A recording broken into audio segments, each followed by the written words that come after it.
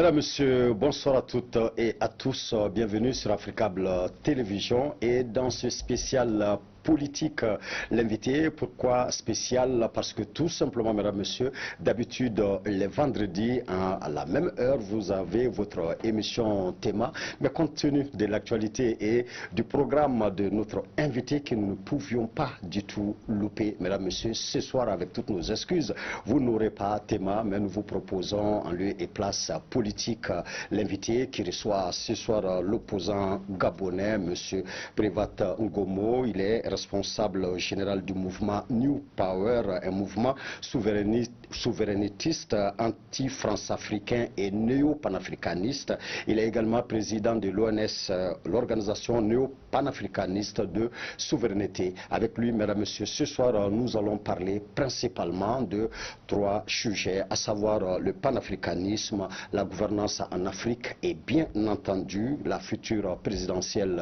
gabonaise qui se tiendra normalement en août 2023, dont il est justement candidat. Monsieur Ngomo, bonsoir et bienvenue. Bonsoir et merci beaucoup de m'avoir invité, mon cher frère Dassi.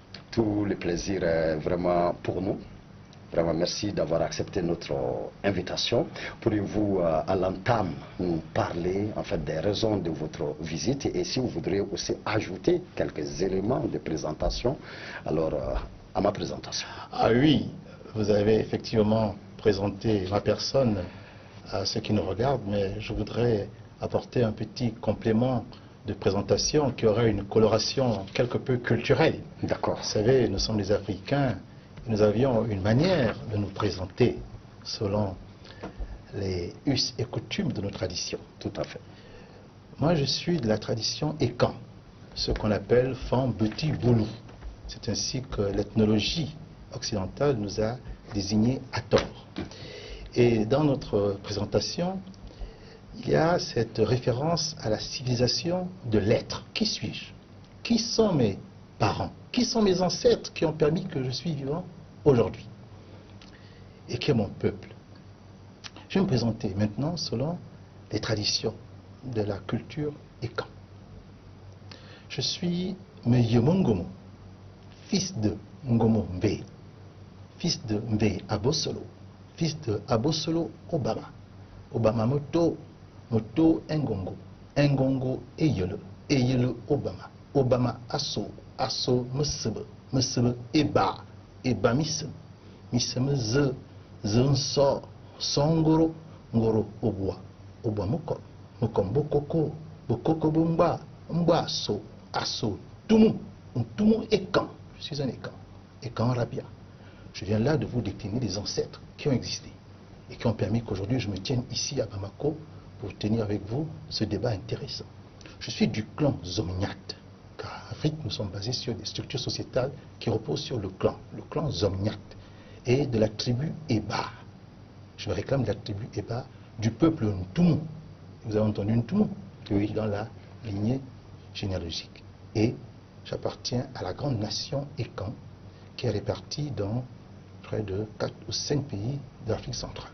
Voilà la présentation que je peux faire de moi en africain. Et du coup, on est remonté jusqu'à combien de générations comme ça? On est remonté 24 générations ascendantes, wow, soit au 14e siècle de notre ère. 600 ans. Ah ouais. Voyez-vous, c'est un travail.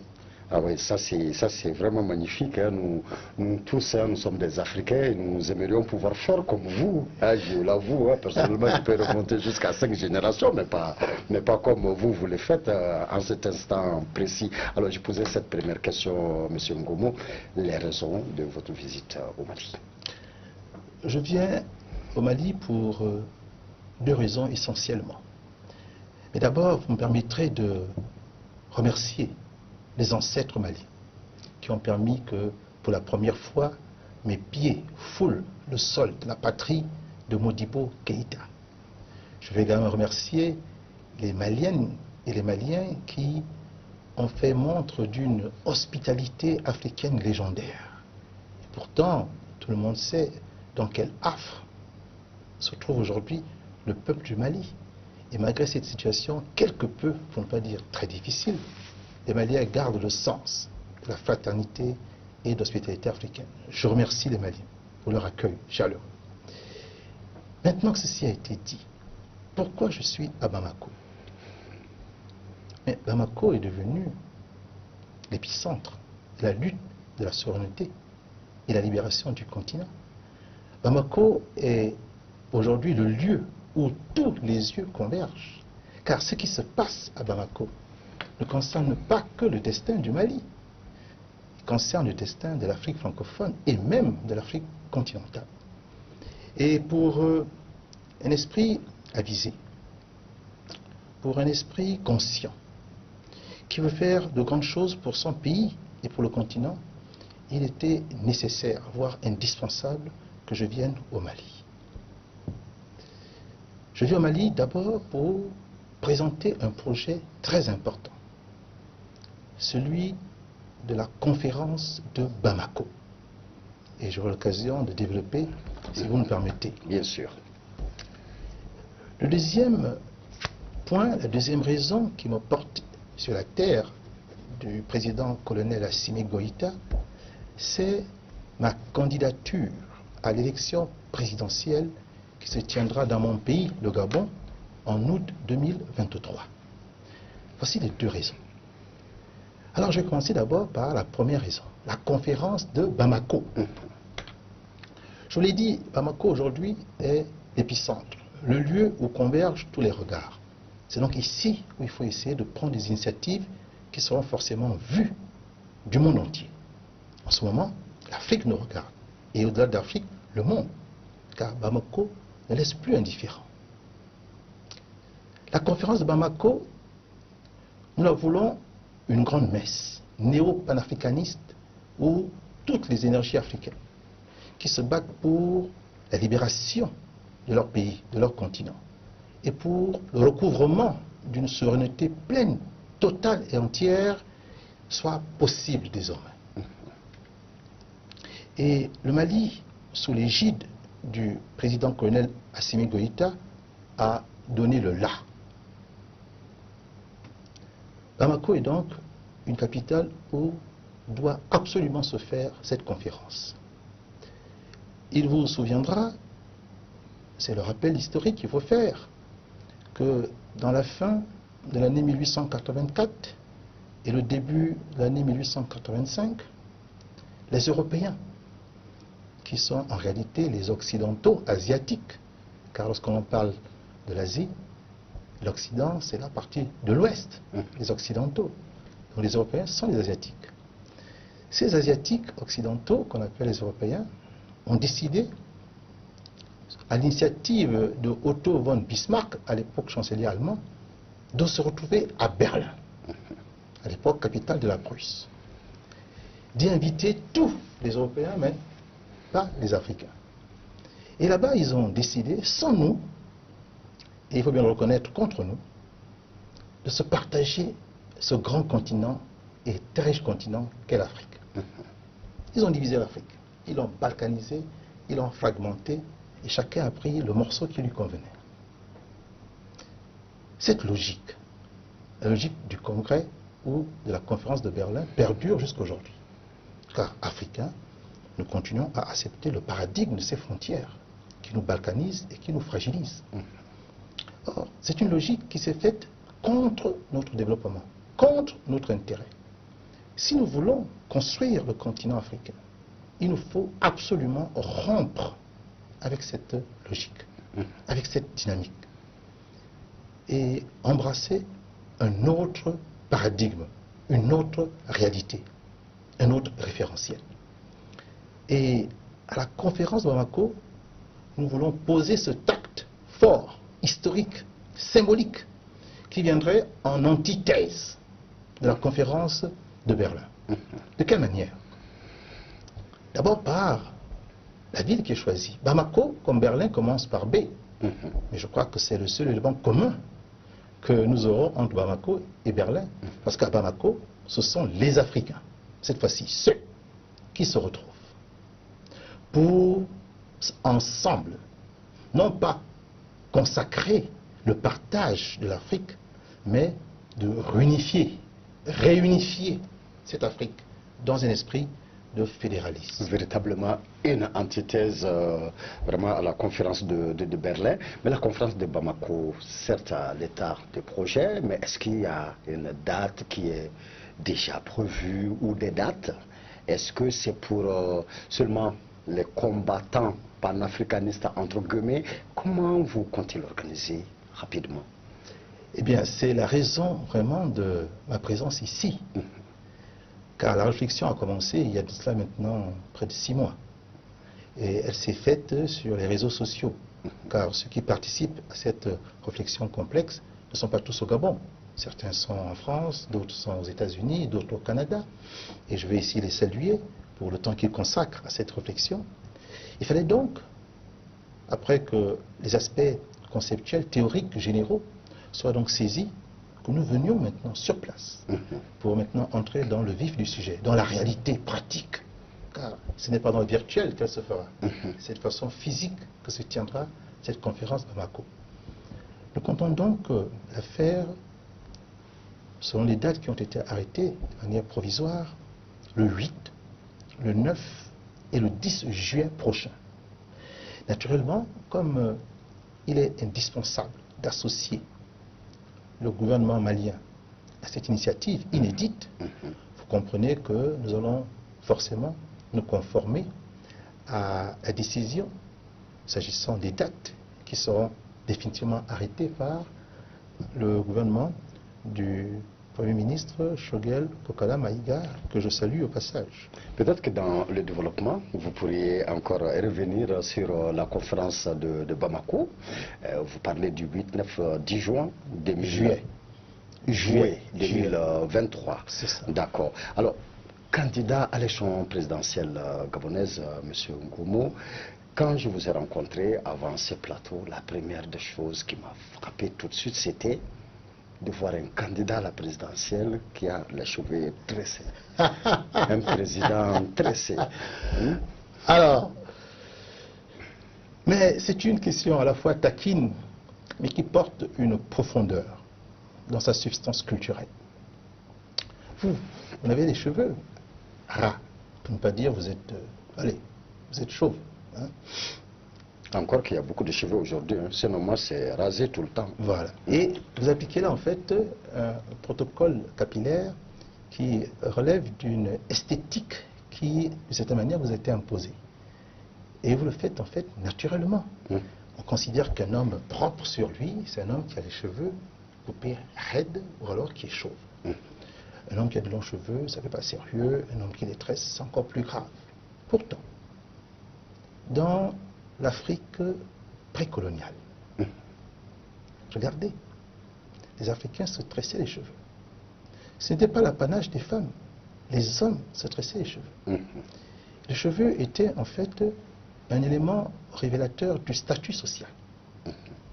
Et même si nous n'avions pas de code civil écrit, quand vous entrez dans un village, dans un royaume, rien qu'à la coiffure de cheveux d'une jeune fille, vous saviez qu'elle était vierge. Vous saviez qu'elle était vierge initiée. Vous saviez qu'elle était vierge fiancée. Vous savez que cette femme était mariée. Et vous connaissiez le statut de son mari. Donc, rien qu'à la coiffure, vous saviez le rôle que jouait la personne dans la société. Tout à fait. Et si vous deviez faire en sorte qu'il y ait harmonie, vous deviez éviter d'aller compter fleurette à une femme mariée. Vous deviez savoir qu'une jeune vierge fiancée, elle a déjà un prétendant. Donc, il y a déjà une forme de régulation de la société à travers le cheveu tressé. Il y a une dimension esthétique également. Le cheveu crépus est un très beau cheveu qui défie les lois de la pesanteur puisqu'il arrive à se tenir debout. Un cheveu raide ne le peut.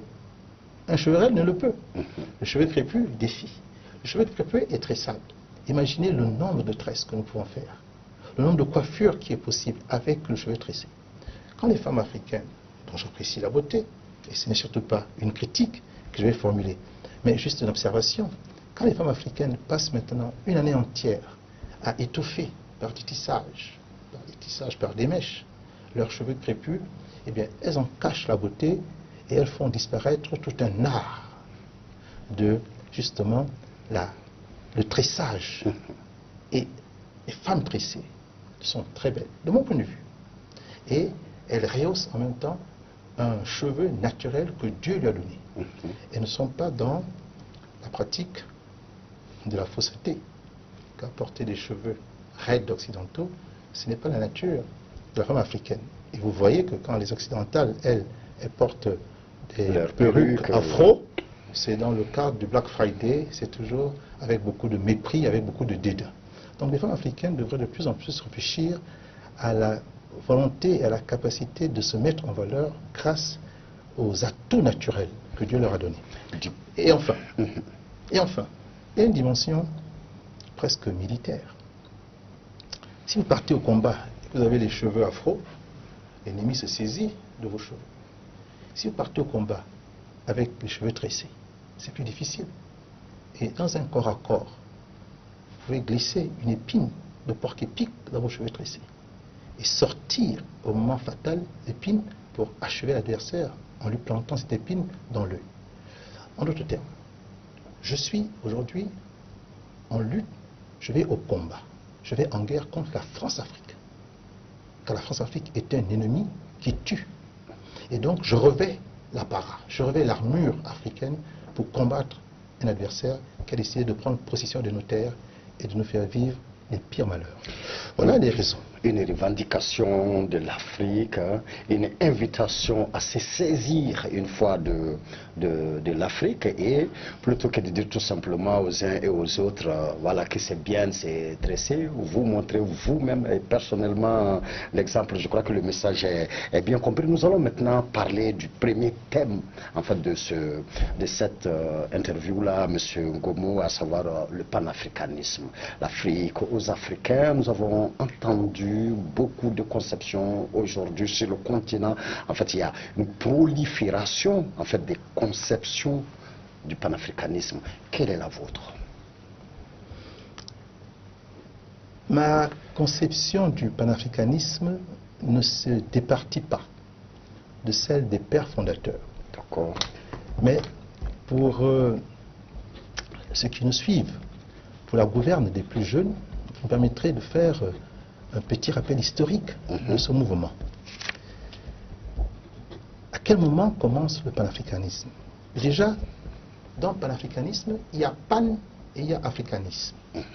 Pan, c'est lorsqu'on réunit les personnes d'origines diverses. C'est ça. Le panarabisme, on réunit tous les Arabes. Le panafricanisme, on réunit tous les Africains. Les Africains ont la première fois été réunis malgré eux lors de la traite négrière, lors de l'esclavage. Dans les cales des négriers, il y avait toutes sortes d'ethnies, toutes sortes de nations africaines. C'est une forme de panafricanisme, certes violent, qui agressait la chair et l'esprit des Africains. Et c'est peut-être déjà de là que va naître un panafricanisme émotif de révolte et de rébellion. Nous n'acceptons pas qu'on nous traite comme des animaux. Donc cette revendication à la dignité humaine va amener les Africains de toute origine à se battre contre l'oppresseur esclavagiste. Quelles que soient d'ailleurs, je le dis, leurs origines. Tous ne voulaient plus vivre cette condition animalière qu'on leur faisait subir. Nous parlons là du panafricanisme émotif. Et puis, à Saint-Domingue, les Africains, toutes nations confondues, Duty Boukman, Fatima, pour ne citer que ces deux-là, vont se battre lors de la nuit du bois Caïmoun pour recouvrer leur dignité d'hommes et de femmes. Et nous allons avoir, quelques années plus tard, l'indépendance de Saint-Domingue qui deviendra Haïti.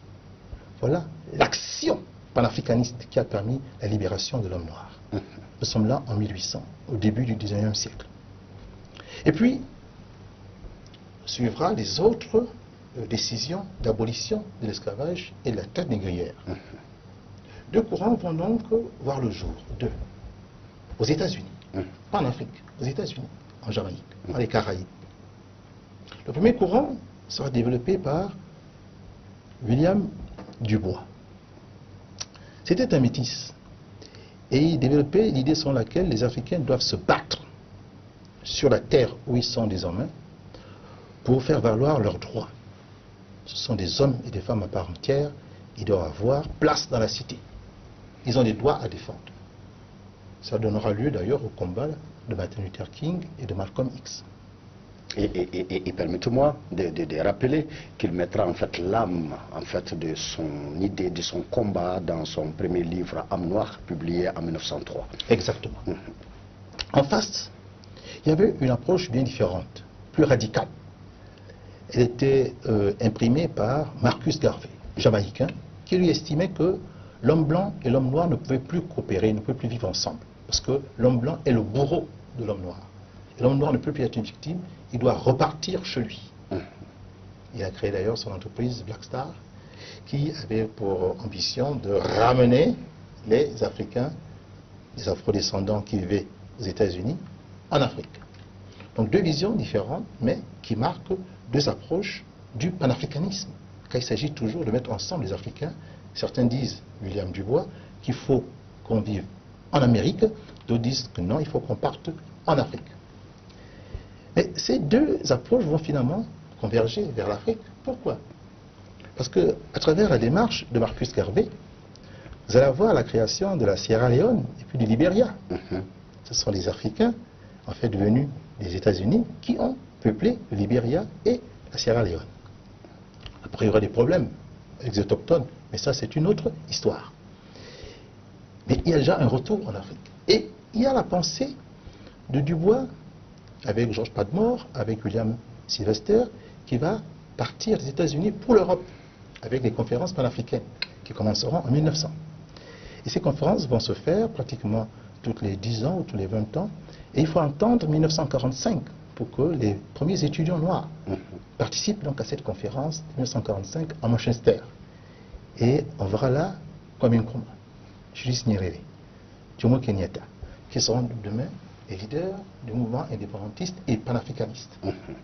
Voyez-vous? Nous avons donc là, en réalité, un retour de ces deux logiques vers l'Afrique. Car l'Afrique reste l'élément névralgique de la stratégie panafricaniste, puisqu'il s'agit maintenant, en plus de revaloriser les droits des hommes noirs et des femmes noires, de faire en sorte que nous ayons notre dignité respectée, notre honorabilité. Il s'agit aussi de rendre l'Afrique plus forte. Car une Afrique faible ne peut pas faire en sorte que l'homme noir dans toute la planète soit respecté. Mais une Afrique forte le peut.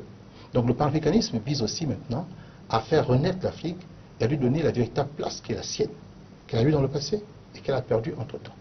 Donc je m'inscris, voyez-vous, dans cette logique-là, avec simplement une démarche de rénovation et de réactualisation de la pensée panafricaniste. Nous nous définissons aujourd'hui comme des néo-panafricanistes. Et je finis là la réponse à votre question. Car vous allez peut-être me poser la question, mais pourquoi néo-panafricaniste? Dans néo, vous avez nouveau. Dans le néo-panafricanisme, il y a ce socle idéologique que je viens de rappeler. Mais il faut ajouter ensuite trois autres ordres. Trois, que je vais maintenant préciser. Le premier ordre, c'est d'abord le recul historique que nous pouvons désormais apporter par rapport à l'action menée par les prédécesseurs. Ce qu'ils ont fait, ce qui a marché, ce qui n'a pas marché, les manquements, les failles, les erreurs. Nous avons en réalité cette distanciation critique pour pouvoir mieux apprécier la démarche afin qu'elle soit menée avec plus d'efficacité. C'est le premier ordre, l'ordre critique.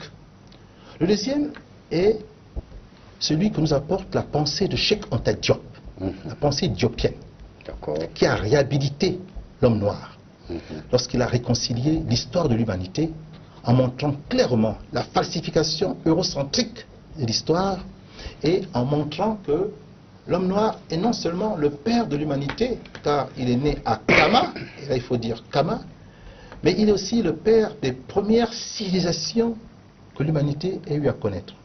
Civilisation née d'abord à Kama, en Égypte, et quand les hommes ont essaimé, les hommes noirs, les Africains ont essaimé dans l'ensemble de la planète, ces civilisations se sont reproduites dans l'Amérique centrale avec la civilisation de l'Olmec, les grosses têtes Olmec, vous voyez, avec des traits bien négroïdes.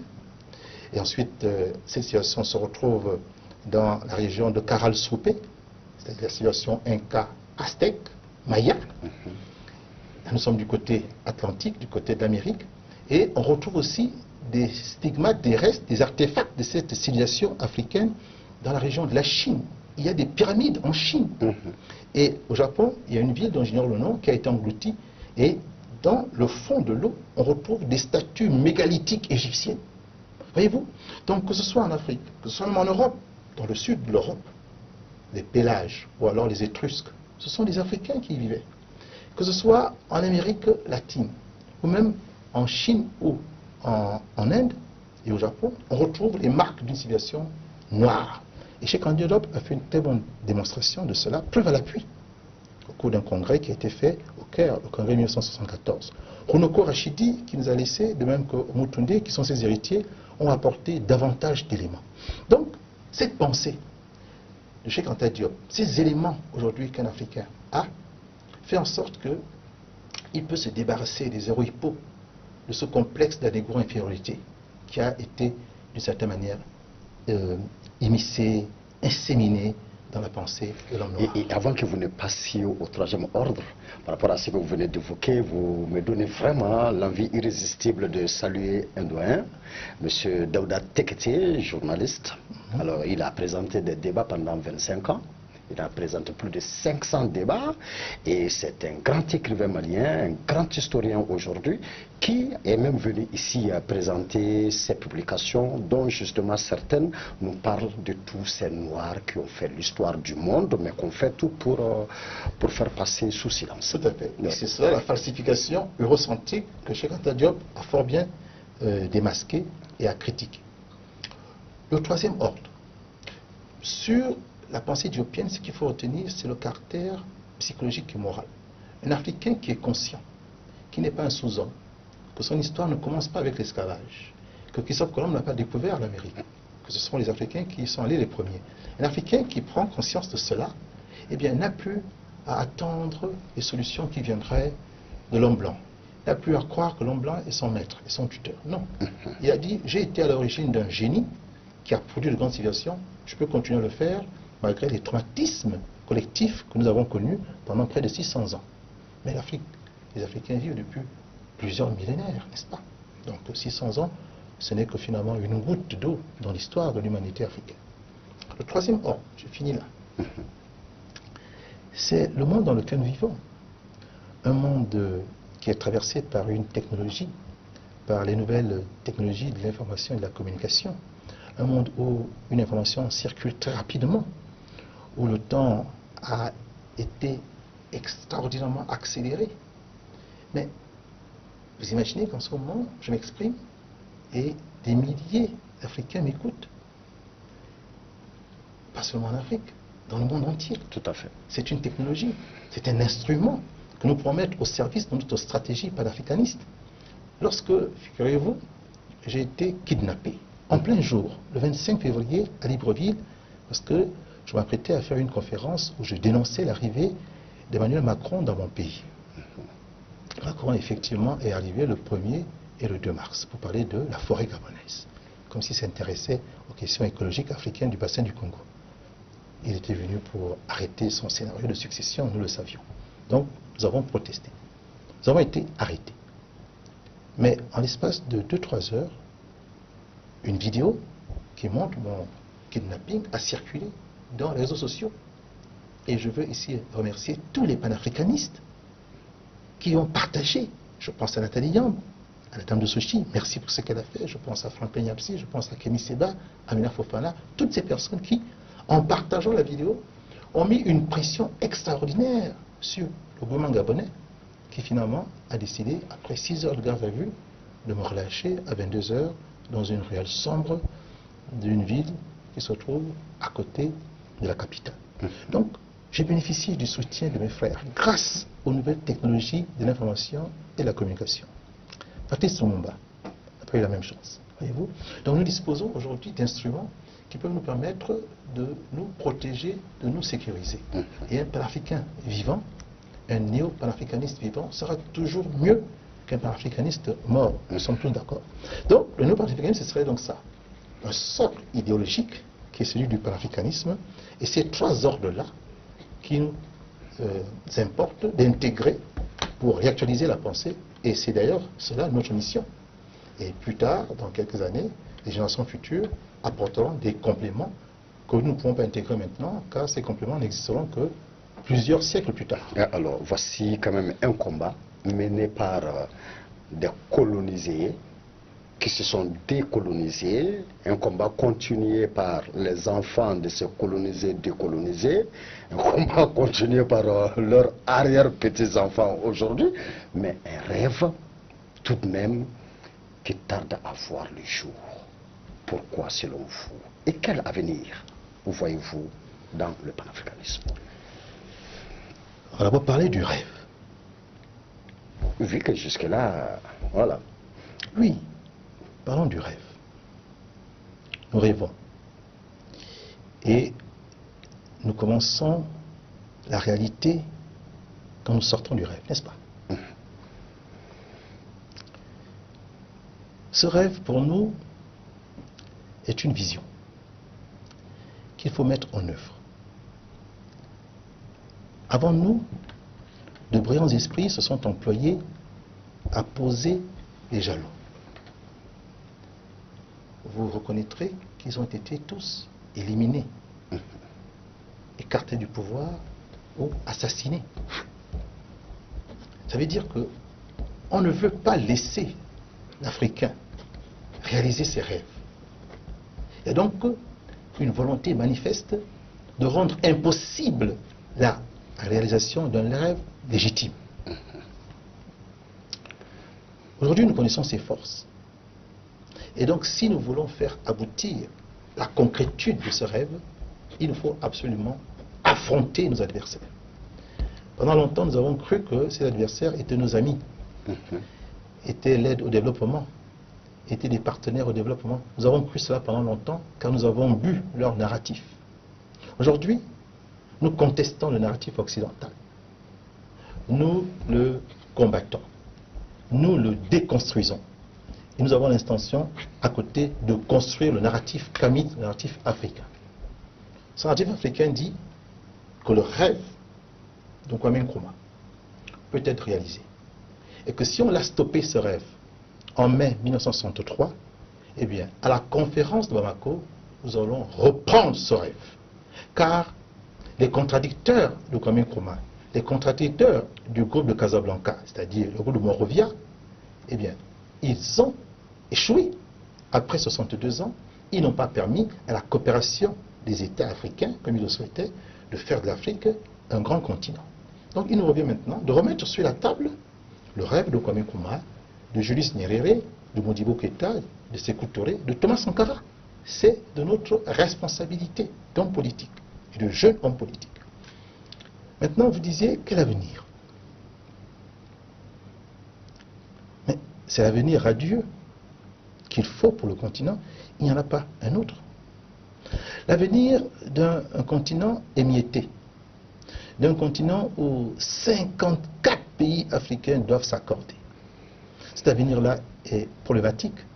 Voilà 62 ans qu'on essaye de créer un avenir avec une Afrique fragmentée, divisée, balkanisée. On n'y arrive pas, car les Occidentaux, le bloc occidental, ces forces adverses, savent tellement jouer de nos contradictions, savent même les susciter et les attiser.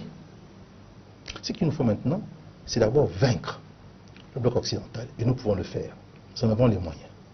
Et lorsque nous serons libérés et que nous redeviendrons souverains, nous avons la capacité, avec des hommes de stature d'hommes d'État qui ont la vision, nous avons la possibilité de réaliser concrètement ce rêve.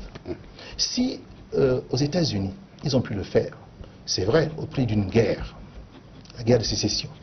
Si en Europe, ils essaient de le faire, si en Russie, la Fédération de Russie, ils ont pu le faire, mais sommes-nous ontologiquement incapables, nous Africains, de réaliser une union lorsque notre tradition nous invite, nous impose la solidarité? Donc, nous avons les moyens psychiques, les moyens moraux, les moyens intellectuels. pour faire de l'Afrique le continent le plus puissant. C'est l'avenir que nous projetons. Alors comme je suis sur ce point, je vais terminer sur l'avenir du continent. À la conférence de Bamako, nous allons proposer à la jeunesse africaine un projet qui la concerne. Elle est concernée car il s'agit de l'avenir qu'elle va elle-même construire pour elle et pour le continent. Ce projet, nous l'avons dénommé l'agenda panafricain 54-5-1. 54-5-1. Oui, 54-5-1. C'est-à-dire que nous allons partir de 54 micro-États faibles, appauvris. Quand je dis bien appauvris, nous ne sommes pas pauvres, nous sommes en fait riches, mais on nous a appauvris. 54 États balkanisés faibles, appauvris, pour évoluer dans une période de 25 ans. 25 ans en 5 États fédéraux régionaux. Et cela est parfaitement possible si on se donne les moyens après qu'on ait été libéré du joug france-africain, du joug du bloc occidental. Cela est possible si on est souverain. Car il y a cette vision, il y a ce programme que l'on soumet à la jeunesse.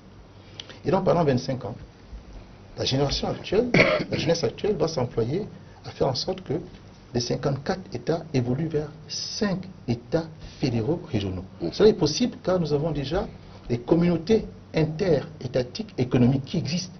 Vous avez la CEDEAO en Afrique de l'Ouest. Pourquoi la CEDEAO ne deviendrait pas les États-Unis d'Afrique de l'Ouest, avec déjà un embryon qui serait le Mali, le Burkina Faso et la Guinée. Et puis viendront s'ajouter d'autres pays au fur et à mesure que des présidents panafricanistes et souverainistes arriveraient au pouvoir. J'imagine bien Ousmane Sonko prendre le pouvoir au Sénégal et puis intégrer cette fédération. J'imagine bien Laurent Gbagbo prendre le pouvoir en Côte d'Ivoire et intégrer cette fédération. Donc, cela est possible. Il faut maintenant que nous ayons un début, car la vision, elle est posée. Et ce qui se ferait au niveau de la CEDEAO pour constituer les États-Unis d'Afrique de l'Ouest pourrait se faire en Afrique centrale, chez moi au Gabon. Si demain, je suis le président de la République du Gabon, je serai naturellement en phase avec le président Touadéra du Centrafrique, qui a pris ses marques vis-à-vis donc de la France. Et on pourrait aller vers une monnaie commune, vers une armée commune. Et si après le Cameroun, le Tchad, d'autres pays entrent dans la danse, nous pouvons avoir les États-Unis d'Afrique centrale. C'est aussi possible pour les États-Unis d'Afrique australe, les États-Unis d'Afrique orientale et même les États-Unis d'Afrique maghrébine. Donc vous voyez, cela est possible que dans 25 ans, si des sommes d'États accèdent au pouvoir avec cette vision panafricaniste, nous puissions avoir 5 États fédéraux régionaux avec donc 5 présidents, 5 monnaies, 5 armées. Et l'Afrique déjà pourra être beaucoup plus respectée dans un monde qui est en train de devenir multipolaire. Nous aurons là un pôle kamite, un pôle noir, un pôle kama, qui va peser dans l'espace politique mondial, car il n'y aura plus que 5 présidents pour parler au nom de l'Afrique. La dernière étape, c'est qu'on sonnerait alors 25 autres années pour avoir un seul État fédéral continental, un seul président, une seule monnaie, une seule armée, une arme nucléaire dissuasive, et ce président africain, désormais, parlerait avec le président chinois, ou le président russe, ou le président des États-Unis. C'est la vision stratégique que nous proposons à l'Afrique. Cela est possible, car nous avons les matières premières, nous avons les ressources énergétiques, nous avons la population la plus jeune du monde. Dès 2050, les jeunes Africains seront les plus jeunes. Et qui dit jeune dit dynamisme.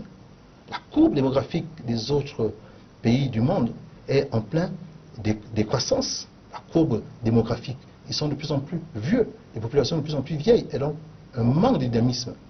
Nous, en Afrique, c'est tout à fait le contraire. Donc si nous avons une jeunesse dynamique, nous avons 50% des richesses minières et stratégiques de la planète. Nous avons des hommes politiques qui ont la stature d'un Winston Churchill, la stature d'un Mandela, la stature d'un Sankara, et qui ne sont pas assassinés. Qu'est-ce qui nous empêche, sur 50 ans, d'espérer que si en 2055, nous avons 5 États fédéraux régionaux, en 2080, nous ayons un seul État fédéral continental. Vous voyez, à la fin de ce siècle, nous pouvons être une grande puissance. Et le siècle prochain, nous pouvons devenir la première puissance mondiale de la planète. Alors, votre prémisse majeure, il faut que les panafricanistes deviennent les présidents de nos États, ou alors que les présidents de nos États deviennent des panafricanistes. Sauf qu'il y a quand même un sérieux problème. En Afrique, nous autres peuples, alors on a toujours pensé que X sera la solution à nos problèmes, que Y sera la solution à nos problèmes. Quand on est au Mali et qu'on voit un opposant qui souffre en Guinée, 20 ans, 25 ans, il cherche le pouvoir, par amour pour le continent, tout le Mali veut que ces derniers accèdent au pouvoir. Quand il vient au pouvoir, il fait pire que ses devanciers, etc. Quelle garantie que les panafricanistes, alors qui nous parlent si bien, qui nous présentent un beau rêve, alors vont vraiment être différents, ne vont pas être peut-être noyés dans l'usure du pouvoir tel que nous connaissons jusque-là. Comment vous faire confiance? C'est une très bonne question.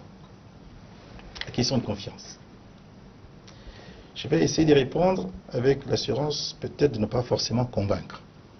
Mais déjà, écoutez mes arguments. Sékou Touré disait, lorsque le monde occidental commence à vous tresser des lauriers, méfiez-vous. Méfiez-vous. Quand le monde occidental vous félicite. Quand au contraire il s'en prend à vous, c'est que vous êtes sur la bonne voie. C'est moi qui paraphrase. Qu'arrive-t-il aujourd'hui à Franklin Nyamsi? Ce n'est pas un homme politique. Il a juste une page Facebook, il a juste un compte YouTube à partir duquel il sensibilise la population sur justement ces enjeux-là. Que fait la France? Il est citoyen français. Franklin Nyamsi. Que fait la France? Elle veut le punir. Elle veut le faire taire. Elle veut le réduire au silence. Donc, les Occidentaux eux-mêmes ont bien compris que la véritable voie de salut, que la renaissance de l'Afrique passera par le panafricanisme. Elle le sait. C'est la raison pour laquelle elle le combat violemment. Et lorsque elle a la possibilité de tuer, d'assassiner, elle assassine. Regardez le destin que connaissent les panafricanistes. S'ils étaient si mauvais, on ne les tuerait pas. Pourquoi Kadhafi a été assassiné? Pourquoi Thomas Sankara a été assassiné? Pourquoi Batemi Boganda a été assassiné? Pourquoi ces hommes qui avaient de la valeur sont assassinés? C'est parce qu'en fait, les peuples peuvent leur faire confiance. Et s'ils ont la confiance des peuples, ils peuvent réaliser les idées qu'ils ont. Mais ces idées, à quoi elles renvoient comme conséquence pour le monde occidental? Car il faut expliquer aux Africains qui nous suivent que le continent européen, malgré le narratif, est un continent pauvre en ressources naturelles, pauvre en ressources énergétiques. Et depuis le XVIe siècle, ce continent européen, du moins cette partie du continent asiatique, s'est employé à s'enrichir en exploitant l'Afrique. D'abord par la traite négrière, je l'ai dit quand je parlais du panafricanisme, et ensuite par l'impérialisme capitaliste qui a commencé à exploiter nos richesses, exploiter nos ressources naturelles. Alors que nous en sommes pourtant les vrais propriétaires. Mais ils ne peuvent les exploiter que tant qu'ils nous dominent, tant qu'ils nous écrasent, tant qu'ils sont les maîtres chez nous. Et ça dure encore jusqu'à aujourd'hui. Donc ils sont bien conscients, les Européens, que s'ils veulent toujours accéder à nos richesses, il faut qu'ils nous tiennent en domination totale. Et de cette façon, leur standing de vie ne changera pas. Ils ont accès gratuitement à notre pétrole, à notre or, à notre manganèse, à notre uranium, à tout ce dont ils ont besoin pour avoir ce standing qui fait rêver. Mais cette logique-là suppose qu'il faut assassiner les Africains qui peuvent remettre en cause leur démarche assassine, n'est-ce pas? Donc, rien que cet aspect-là laisse entendre que les panafricanistes sont déjà de bonne foi. Puisqu'on les tue, on les assassine. Alors que les France-Africains, ils ont l'envie. Mabongo a fait 42 ans au pouvoir. Fagbani, je crois, 39. Mobutu. Quand vous êtes France-Africain, quand vous jouez la carte des Occidentaux, on vous garde le pouvoir pendant longtemps. Et ce sont eux aujourd'hui qui représentent l'Afrique. Même s'ils sont combattus, ce sont eux qui représentent l'Afrique. Et quand vous parlez des opposants que l'on souhaite voir au pouvoir, et quand ils arrivent, ils font pire parce qu'ils trouvent un système qui a été mis en place par les Occidentaux pour servir les Occidentaux. Donc s'ils essaient de changer le système, ils sont assassinés. S'ils ne changent pas, eh bien, ils sont obligés de se ranger et se mettre dans la peau de celui qu'ils ont enlevés. Et c'est ce qu'on a vu avec la Guinée, d'Alpha Condé. Alpha Condé, c'était un grand opposant. Mais quand il y avait aux affaires, il n'a pas changé le système postcolonial qui a été fait pour servir les intérêts de la France.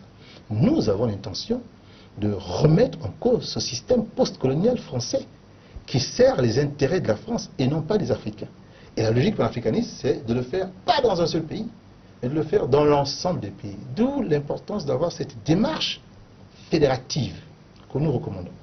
Voilà la réponse que je peux donner à votre question très complexe. Je ne sais pas si vous êtes convaincu, mais je suis prêt à apporter davantage d'arguments. D'accord. C'est le lieu pour moi de saluer quand même ces grands panafricanistes que vous avez cités. Et il y en a que vous n'avez pas cités peut-être juste par oubli, pas par méchanceté. Nathalie Yamb, Kémy Séba, Franklin, Smokey, Djawadi. Mais au Mali ici, je salue toujours aussi ces grands panafricanistes. Ils sont là. Je parlais de Daouda Tekete, je salue Vras Kébé, Ibrahim Kébé Tamaguide, je salue Vras Badj. Alors, Monsieur Ngomo, nous allons évoquer maintenant la présidentielle gabonaise. Pourquoi vous voulez être président du Gabon et qu'est-ce qui vous dit que les Gabonais vous feront confiance?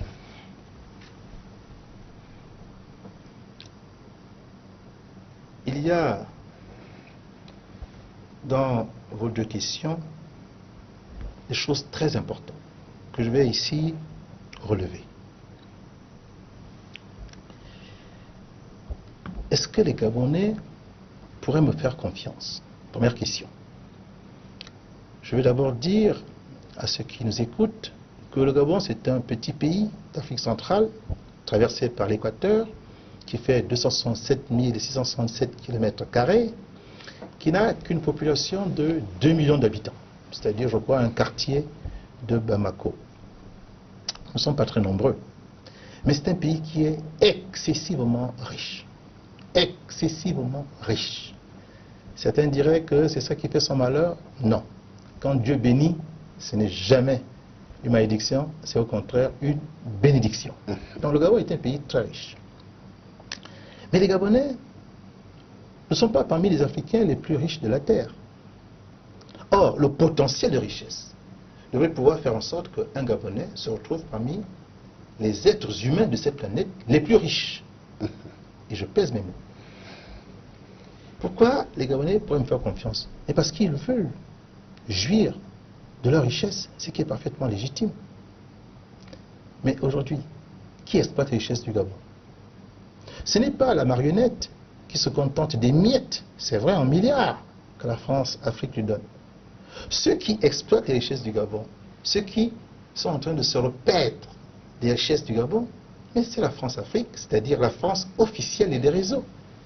Ce sont eux qui bénéficient ici de notre pétrole, de notre uranium, de notre manganèse, de notre bois, de notre or, de notre marbre, et la liste des richesses est longue. Je propose donc aux Gabonais, s'ils veulent que les choses changent, que nous reprenions notre pays, nous reprenions le contrôle de notre pays, que nous soyons souverains chez nous. C'est un homme souverain qui peut décider de l'avenir de sa famille. Un homme sous tutelle ne le peut pas. Il attend les ordres qui lui viennent de son maître tutélaire. Donc, je dis aux Gabonais que la candidature s'explique par une volonté souverainiste de faire en sorte que nous prenions le contrôle de notre pays et donc le contrôle de toutes nos richesses. Et que désormais, c'est à travers des contrats gagnant-gagnant que nous traiterons avec des partenaires qui respectent notre souveraineté. Voici le discours de fond que je mets sur la table. Donc, je ne dirige pas mes attaques contre la petite marionnette de service, c'est-à-dire Ali Bongo ou encore le système Bongo PDG. Non. Je dirige mes attaques vers le marionnettiste, celui qui arrive à se cacher, qui tient les ficelles et qui fait croire aux Gabonais que c'est la marionnette qui est responsable, alors qu'en réalité, c'est la France-Afrique, c'est-à-dire la cellule africaine de l'Élysée, c'est-à-dire le palais de l'Élysée. Voici ceux qui aujourd'hui dirigent notre pays et font en sorte qu'il y ait la précarité quand eux, ils s'enrichissent. Dans ce discours, les Gabonais peuvent le comprendre, car aujourd'hui, les Gabonais souffrent. Il n'y a pas d'école pour suffisamment d'élèves. Nous avons des classes de 150 à 170 élèves. Comment voulez-vous que l'enseignant puisse suivre ses élèves s'il y a autant de monde? Quand les standards, je crois, de l'UNICEF donnent 24 élèves par salle. Voilà un problème. L'école, il n'y en a pas assez. Il n'y a pas assez d'hôpitaux. Les Gabonaises, dans un pays pétrolier, accouchent à même le sol. Il n'y a pas de poche de sang. Faites un accident, on va vous mettre sous perfusion de sang, eh bien vous allez mourir. Il n'y a pas de courant en permanence, des délestages. Donc si on est en train de faire une opération et que le courant se coupe, vous êtes mal. Car c'est pas sûr que le groupe va reprendre, surtout s'il n'a pas de gasoil, s'il y a une pénurie de gasoil. Voyez-vous, un ensemble de dysfonctionnements sur des secteurs fondamentaux et clés de la vie sociétale gabonaise. Que dire des universités? En 60 ans d'existence, ce pays pétrolier n'a que 2 universités, ou 3. Université de médecine, université des lettres, et puis université de sciences. 3. Et Ali Bongo avait prévu, au cours de son dernier mandat, qu'il allait construire plus de 5 universités. Voyez-vous, il faut que nous sortions des promesses. Nous faisons une politique, non pas de promesses, mais une politique d'actes. Nous présentons des axes et nous disons au peuple gabonais, si vous pensez que ces axes sont ceux que nous devons réaliser ensemble, eh bien, le chef de l'État n'est pas ce présidentiel messianique, cet homme providentiel qui viendrait avec une baguette magique régler tous les problèmes. Il donne la vision, il montre le champ à débrousser, le champ à cultiver, et chacun fait sa part. Il fera la sienne. Voilà le discours que je vais tenir, qui est un discours, me semble-t-il, responsable, que les Gabonais peuvent comprendre.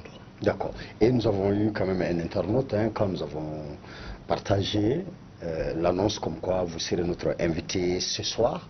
Les gens ont réagi et au nombre de ces réactions, il y a celle d'un internaute qui veut bien savoir quelles sont vos chances de réussite à la présidentielle, vu que alors vous aurez quand même en face un camp ou un clan qui est là depuis plus d'un demi-siècle, qui a mis l'administration en place depuis tous ces temps, qui a toutes les richesses. Et vous, quelle chance pensez-vous avoir face à de tels géants de la politique gabonaise? Cette question me fait un peu sourire et même rire. Alors comme ça, le système Bongo PDG serait un géant de la politique gabonaise. Parlons-en. En 1990, il y a la conférence nationale au Gabon. Un parti qu'il faut ici féliciter, le Morena, le mouvement de redressement national, dès 1981, exigeait le retour au multipartisme, qui avait été arrêté en 1968, lorsqu'Omar Bongo a imposé le monopartisme d'État avec son parti, le Parti démocratique gabonais, PDG. En 1990, il y a donc une explosion et il y a une conférence nationale qui exige le retour au multipartisme immédiat et intégral. À l'issue donc de cette grande manifestation politique qui a quand même ébranlé le système Bongo PDG, il y a eu 3 ans plus tard une élection présidentielle. Le géant dont vous parlez a présenté son candidat, Omar Bongo, qui a été battu. Battu par le candidat de l'opposition qui s'appelait Paul Ba Abesol. Ce sont les chiffres que nous avons. Mais ce ne sont pas les chiffres officiels qui ont été proclamés. Pourquoi? Parce que la France a décidé d'imposer son homme lige, Omar Bongo. Donc la version officielle dit que c'est Omar Bongo qui a gagné. Mais nous les Gabonais, nous savons que Omar Bongo a été battu à plat de couture par celui qui à l'époque incarnait le changement. Et il s'appelait Paul Ba Abesolo et il vit toujours. Mais malheureusement, n'ayant pas eu le courage peut-être d'affronter la France, Paul Ba Abesolo a accepté le deal, l'arbitrage qu'on lui a proposé, celui de s'allier au pouvoir, ce qu'il a fait. En faisant cela, il a trahi un peu l'espoir que les Gabonais portaient en lui. Tant et si bien qu'un autre homme de l'opposition s'est levé, qui s'appelait Pierre Mamboundou. Mamboundou perd son homme, car lui, malheureusement, il est décédé. Mamboundou va aux élections en 1998 et il bat Omar Bongo, ce géant. Il est battu. Mais comme il dispose de l'armée, et du soutien de la France, Omar Bongo s'impose à nouveau et il est à nouveau investi président de la République gabonaise, alors qu'il a perdu les élections. Nous sommes en 1998. En 2005, rebelote. Mbundu bat à nouveau Omar Bongo, mais ce dernier s'impose, et comme c'était un vieux, sur la fin, on considère qu'il fait son dernier mandat, ce qui est vrai. Il ne le finit pas. Il meurt, Omar Bongo, en 2009. Et nous avons des élections présidentielles anticipées. Ali Bongo est candidat. Mais Baobam aussi est candidat. Ces deux étaient, on va dire, les fils adoptifs d'Omar Bongo. Ali Bongo, fils adoptif, on va dire, par le sang, quoique, et André Baobam, fils adoptif spirituel. Les deux s'affrontent pour la conquête du pouvoir. Et il y a aussi Mambundu. Mais ce n'est pas Ali Bongo qui gagne cette élection. Il est battu à pas de couture par André Baobam. Mais que fait la France? Elle impose le successeur dynastique. En 2016, et là, je joue un rôle relativement important, puisque le président Jean Ping a bien voulu me nommer président de la commission scrutin. J'avais donc la charge de faire en sorte que le scrutin se passe de la meilleure façon pour notre candidat. Donc je peux vous dire qu'en 2016, Jean Ping a gagné les élections présidentielles avec près de 68% des voix. Et Ali Bongo n'avait que 32%. 32%. Il a fallu donc qu'il triche de manière grossière et qu'il procède à un massacre qui n'a jamais été vu dans notre pays. Car près d'une centaine de Gabonais ont été massacrés dans la nuit du 31 août au 1er septembre 2016.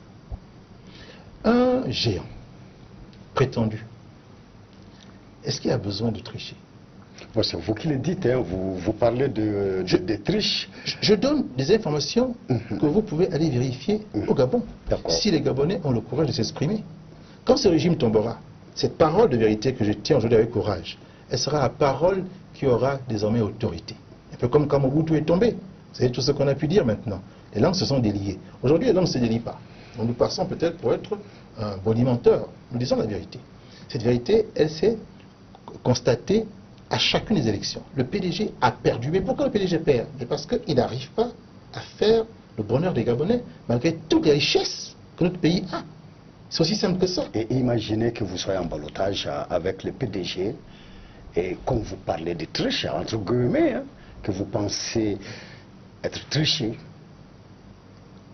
qu'est-ce que nous devrions alors supposer voir déjà? Alors, je vais vous montrer que ce PDG n'est pas fort, contrairement à ce que vous avez annoncé. Mais c'est ma version, je l'accepte. Et compte tenu de la vôtre. Je suis en train de vous dire que cette force, le PDG la tire de l'armée. Mais qui donne les armes à cette armée? Nous n'avons pas d'usine d'armes. Nous n'en avons pas. Les armes que l'on donne à la garde républicaine, les armes que l'on donne à la gendarmerie ou à la police, viennent de France. Viennent de France.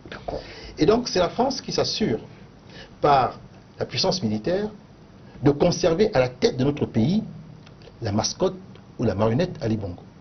Donc l'élection présidentielle pour la France n'est qu'une formalité, où on fait croire que le peuple gabonais s'est prononcé, mais en réalité, pour la France, il s'agira toujours d'imposer le candidat qu'elle veut à la tête du pays pour que ce candidat devenu président fasse les 4 volontés élyséennes.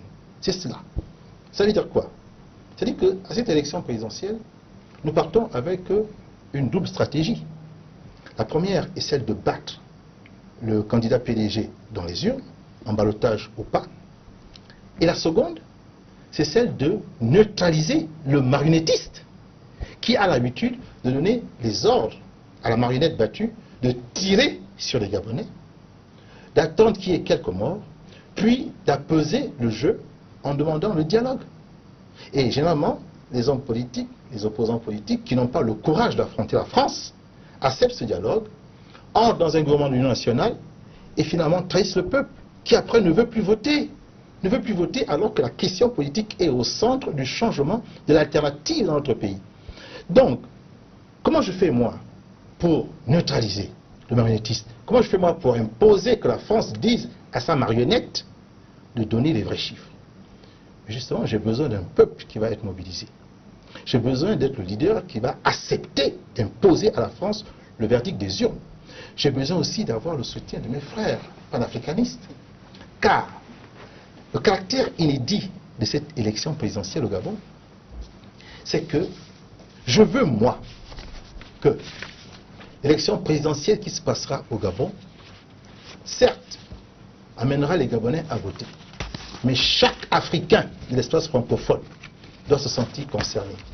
Car le combat que nous allons aller mener, celui de l'alternative, est un combat qui concerne tous les autres pays francophones qui vivent le même joug france-africain.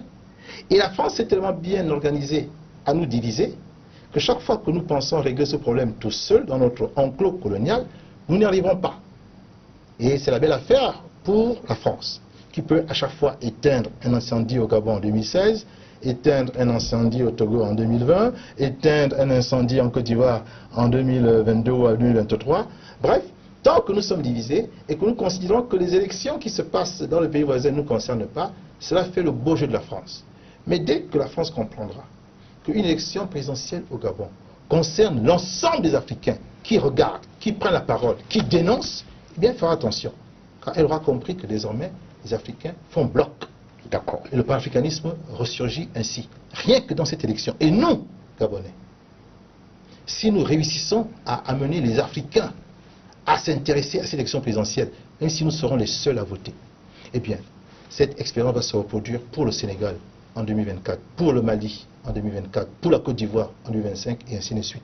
Et c'est comme ça que nous allons réussir, nous, Africains, à faire monter à la tête de nos États, non plus des candidats france-africains sous la tutelle française, mais les candidats souverainistes et panafricanistes. Vous voyez que c'est possible, donc, cette aventure que je propose au peuple gabonais. Et c'est ce qui mettra fin à cet entretien, M. Ngomo. Merci d'avoir accepté une fois de plus notre invitation et d'avoir répondu à toutes nos questions. C'est moi qui vous remercie, et comme c'est la fin de cette émission, vous me permettrez quand même de remercier du fond du cœur le peuple malien qui m'a accordé son hospitalité. Et je voudrais en même temps féliciter ce peuple brave qui montre la voie de la libération et de la véritable souveraineté. Je veux remercier le ministre Abdoulaye Diop pour sa brillance diplomatique. Je veux remercier le ministre Abdoulaye Maïga qui a fait une belle leçon à la France lorsqu'il s'est exprimé à l'ONU.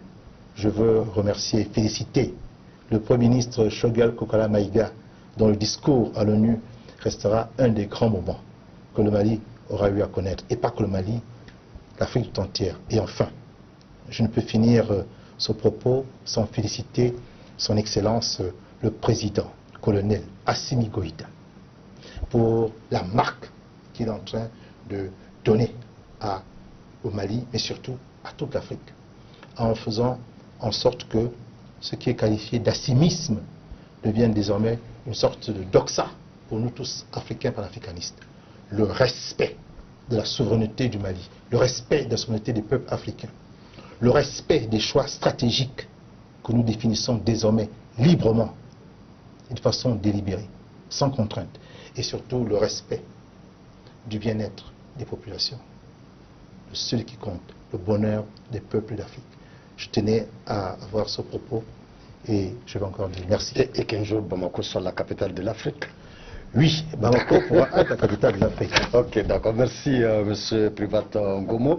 Je rappelle que vous êtes responsable général du mouvement New Power, un mouvement souverainettiste anti-france-africain et néo-panafricaniste. Vous êtes également le président de l'ONS, l'organisation néo-panafricaniste de souveraineté. Merci une fois de plus d'avoir accepté notre invitation et de répondre à nos questions. Mesdames, Messieurs, merci à toutes et à tous d'avoir suivi ces politiques, le débat, disons, politique, l'invité. Et dimanche, mesdames, messieurs, nous recevrons à 21 h également un autre homme politique, cette fois-ci un Malien du Tchad, alors qui sera là justement comme invité politique d'Africable Télévision. Et avec lui, nous allons parler de son livre Inertie coupable, mais aussi de ce qu'il pense de la marche de la transition. Merci donc à toutes et à tous de nous avoir suivis. À très bientôt.